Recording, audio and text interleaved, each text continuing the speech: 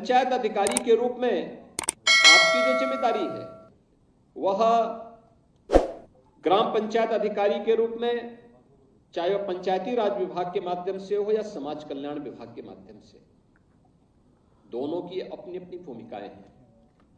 याद रखना, राष्ट्रपिता महात्मा गांधी के ग्राम स्वराज की परिकल्पना को साकार करने की जो सबसे आधारभूत इकाई है वह ग्राम पंचायत है। आज प्रधानमंत्री मोदी जी ने देशवासियों को आत्मनिर्भर भारत की बात कही है। आत्मनिर्भर भारत के लिए उन्होंने एक टारगेट भी देश के लोगों के सामने प्रस्तुत किया है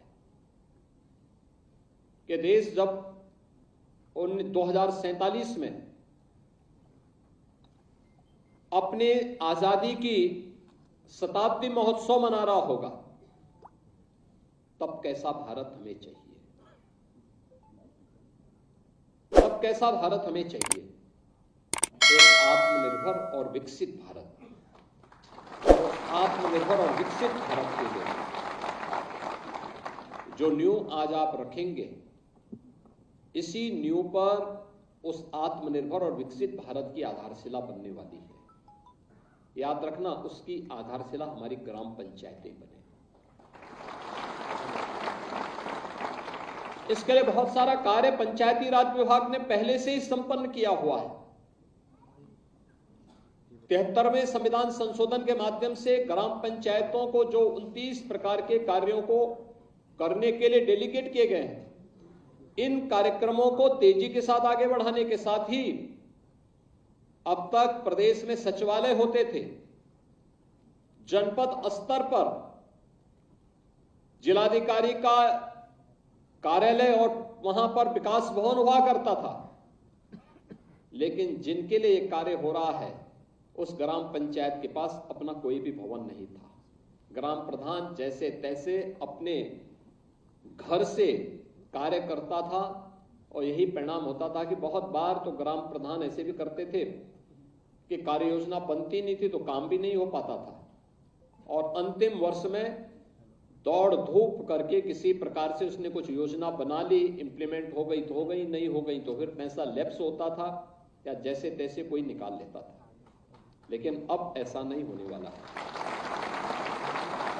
अब उत्तर प्रदेश की 57,000 से अधिक ग्राम पंचायतों में सब जगह ग्राम सचिवालय लगभग बन चुके हैं और इनमें ऑप्टिकल फाइबर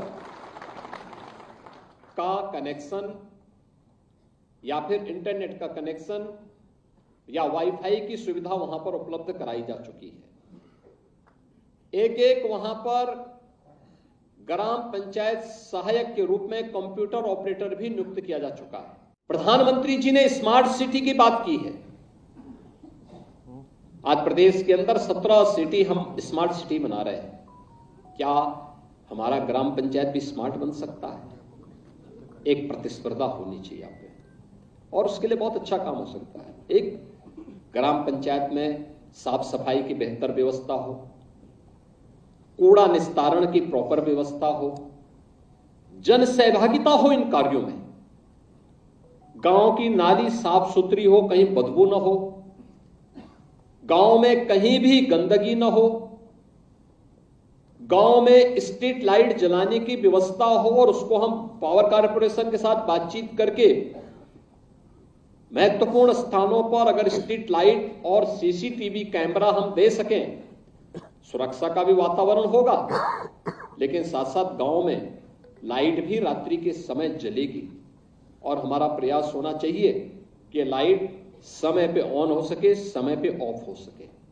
या तो हम सेंसर लगाएं, सेंसर नहीं लगा सकते हैं तो ग्राम पंचायत के किसी एक कर्मचारी की ड्यूटी लगा दें कि भाई देखो, सूर्य अस्त के बाद ऑन होना चाहिए, जब थोड़ी बहुत अंधेरा होने लग जाए और सूर्य उदय के पहले जैसे उजाला होता है ये लाइट बंद हो जानी चाहिए, क्योंकि ये अनावश्यक वेस्ट न हो।